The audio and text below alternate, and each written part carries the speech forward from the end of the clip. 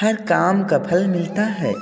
इस जीवन में ना कुछ होता है ना कुछ व्यर्थ होता है। इस जीवन में बहुत मुश्किलें आती हैं, लेकिन क्या आपने कभी सोचा है कि आखिर ये मुश्किलें क्यों आती हैं?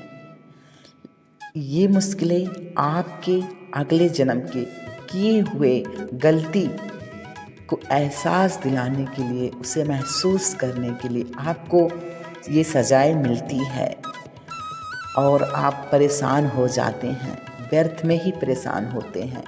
अगर आपको कितना भी मुश्किल पड़ जाए, लेकिन आपको कभी घबराना नहीं है।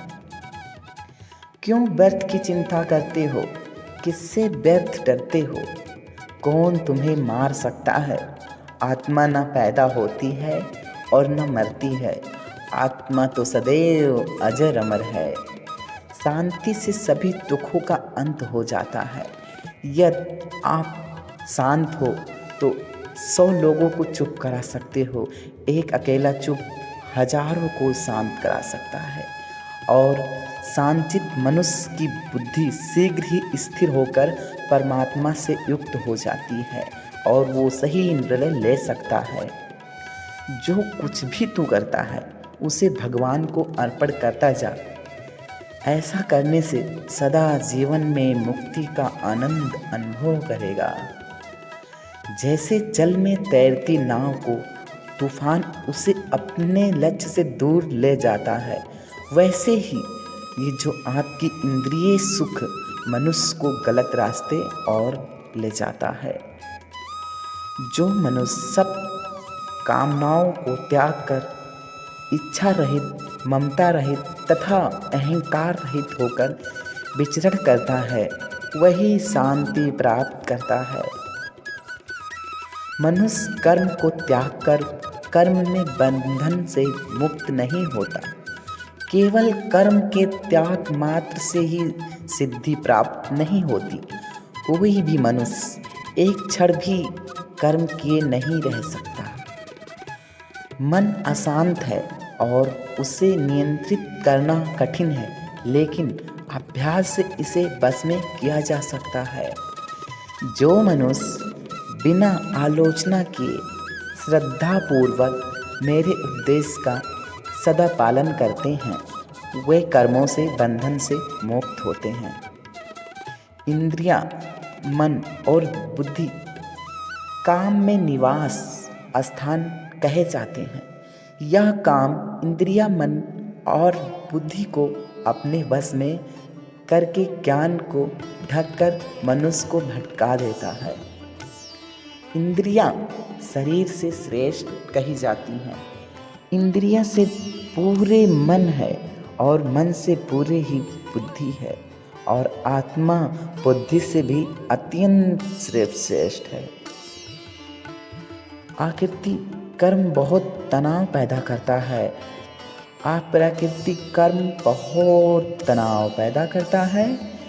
काम, क्रोध और लोभ ये जीवन को नरक की ओर ले जाने वाले 3 द्वार हैं। इसलिए इन तीनों का त्याग करना चाहिए। भगवान श्री कृष्ण कहते हैं, हे अर्जुन, मेरे जन्म और कर्म दिव्य है। इसे जो मनुष्य भली भांति जान लेता है, उसका मरने के बाद पुनर्जन्म नहीं होता है तथा वह मेरे लोक परम धाम को प्राप्त होता है। श्री कृष्ण जी कह रहे हैं अर्जुन को, जो भक्त जिस किसी की मनोकामना से मेरी पूजा करता है, मैं उनकी मनोकामना अवश्य पूर्ति करता हूँ। जो आशा रहित है, जिसके मन में इंद्रियां वश में है, जिसने सब प्रकार की स्वभिवृत्ति का परित्याग कर दिया, ऐसा मनुष्य शरीर से कर्म करते हुए भी पाप को प्राप्त नहीं होता और कर्म बंधन से मुक्त हो जाता है। अपने आप जो कुछ भी प्राप्त हो उसमें आप खुश रहो। संतुष्ट रहने वाला इंसान ईर्ष्या रहित रहो। सफलता और असफलता में संभाव वाला कर्मयोगी कर्म करता हुआ भी कर्म से बंधनों से नहीं बंधता है। जैसे प्रज्वलित अग्नि लकड़ी को जला देती है, वैसे ही ज्ञान रूपी अग्नि कर्म के सारे बंधनों से भस्म कर देती है। तुम सदा भगवान का स्मरण करो, अपना कर्तव्य करो, इस तरह मुझ में अर्पण कीजिए। मन और बुद्धि युक्त होकर निसंदेह तुम भगवान को याद करो। सभी प्राणी मेरे लिए एक समान है, न मेरा कोई अप्रिय है न कोई मेरा प्रिय है, परंतु जो भगवान श्री कृष्ण की श्रद्धा से और सच्चे लगन से उपासना करता है वह उसके समीप जाते हैं, अर्थात भगवान श्री कृष्ण उनको अपने समीप रखते हैं, अपने निकट रखते हैं। यदि कोई बड़े से बड़ा दुराचारी भी अनन्य भक्ति भाव से भगवान को भजता है तो उसे भी साधु ही मानना चाहिए और वह शीघ्र ही धर्मात्मा हो जाता है तथा परम शांति प्राप्त होता है। जो व्यक्ति निश्चय पूर्वक सत्य के मान को मानता है, भक्त का कभी विनाश नहीं होता है। जो इंसान कार्य निष्कृत्याय और निष्कृत्याय में देखता है तो बुद्धिमान व्यक्ति होती है। अर्थात श्री कृष्ण की इतनी सारी बात हम तो एक एग्जाम्पल, एक उदाहरण से आपको समझा दिए हैं, लेकिन इन सभी का मूल जो निचोड़ मोटिवेशनल था उसका आप लोग नहीं समझे होंगे, तो हम लास्ट में आपको ज़रूर समझाते हैं। तो आप ध्यान से सुनिए कि श्री कृष्ण का जो कहना था, अर्थात उनका काम कहना ये था कि हर काम का फल आपको मिलता है, लेकिन उसके लिए आपको धैर्य रखना सबसे ज़्यादा ज़रूरी है। लेकिन अगर कहीं भी आपके मन थोड़ी मार्ग से विचलित हो जाती हैं तो उसके लिए भ्रमित मत हो जाओ।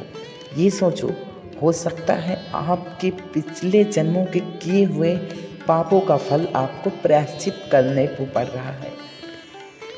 क्यों व्यर्थ में चिंता तुम करते हो? किस व्यर्थ में तुम डरते हो? कौन तुम्हें मार सकता है? तुम्हारे अंदर तो तुम एक सच्ची आत्मा हो, फिर डर किस बात की? तुम किसी से मत डरो, निस्संदेह अपने सफलता के आगे ही अपने काम करते रहो, कर्म करते रहो। आपको सफलता के लक्ष्य ले जाने के लिए सफलता को आप कैसे मानते हो आप पर निर्भर करता है। सफलता को आप अपने हिसाब पा लोगे, लेकिन सफलता पाने के लिए कुछ ना कुछ तो आपको खोना पड़ेगा। चाहे आप घर को त्याग कर करो या फिर लोगों को त्याग कर करो या अपने आप को ही त्याग दो कि तुम कौन हो। बस तुम ये सोचो कि तुम एक आत्मा हो जो आत्मा की भांति सबकी रक्षा करोगे, यानी कि बड़े हो जाकर अपने माँ बाप भाई बहन जितने आपके लिए आशा लगाए बैठे हैं उनके लिए तुम एक भगवान के रूप में बन जाओ।